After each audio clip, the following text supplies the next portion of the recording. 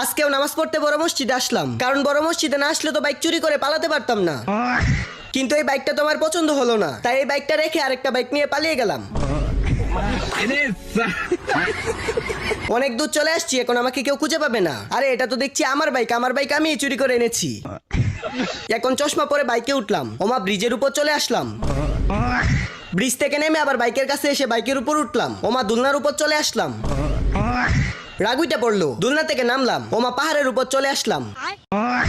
রাগে পাহাড়ে বসে পড়লাম, ওমা পদ্মা সেতুর ব্রিজের উপর চলে আসলাম। যেহেতু সেতুর কাছে চলেই আসি, তাহলে গোসলটা করেই ফেলি। তাই গোসল করার জন্য লাফ দিলাম, সাথে সাথে নৌকার উপর চলে আসলাম। আমার নেট প্রচুর ডিস্টার্ব করছে। নানি 9G সিমটা কিনলে নেট সমস্যা ঠিক হয়ে যাবে, তাই সিম কেনার জন্য নানির কাছে কল দিলাম। ওমা নানির নেট এত ভালো যে নানির সিমে কলেই ঢুকে না। তোমাদের ভালোবাসায় আমার 3 মিলিয়ন সাবস্ক্রাইবার হতে আর কয়েকটা সাবস্ক্রাইবার বাকি। তাড়াতাড়ি সাবস্ক্রাইব করে 3 মিলিয়ন করে দাও। আর তোমার বয়স কত কমেন্টে বলে যাও।